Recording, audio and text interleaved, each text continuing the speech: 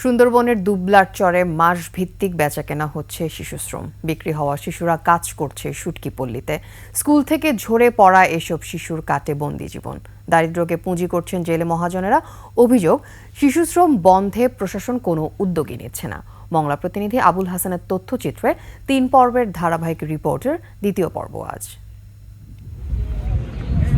১৪ বছরের সাব্বির আহমেদ হাবিবুল্লাবাদ নামে এক বহাদ্দরের কাছে এক মৌসুমের জন্য বিক্রি হয়েছে ৪০,০০০ টাকায়। এ সময়ে দুবলার চর থেকে বের হয়ে সে কোথাও যেতে পারবে না।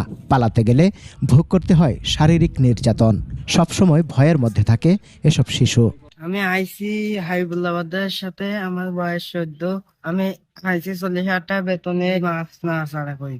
হয়তো ওটা তো কষ্ট না করলে কি হবে।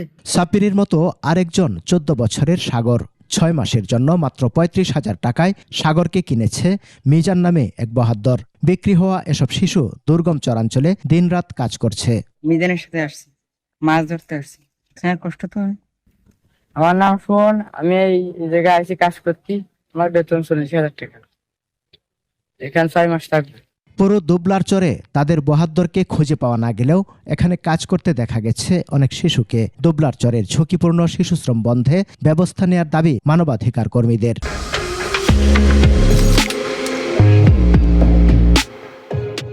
আইন শৃঙ্খলা বাহিনী আছে, তারাও একটি উদাসীন থাকে। এখানে আইনের লঙ্ঘন হয়, এখানে মানবাধিকার লঙ্ঘন হয়।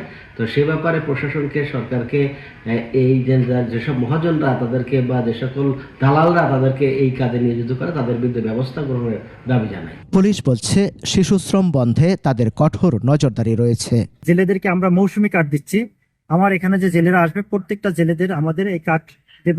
যাদের বয়স ১৮ বছরের নিচে তারা কার্ড পাওয়ার কোনো সুযোগ নাই। সেক্ষেত্রে শিশুশ্রম চিরতরে বিদায় হবে দুবলা থেকে, এ আমার বিশ্বাস। শ্রম আইন লঙ্ঘন করে দুর্গম চরে শিশুশ্রম বন্ধে কার্যকর পদক্ষেপ দেখতে চায় সচেতন নাগরিক সমাজ। সমর ইসলাম, ডেস্ক রিপোর্ট, ২১ টেলিভিশন।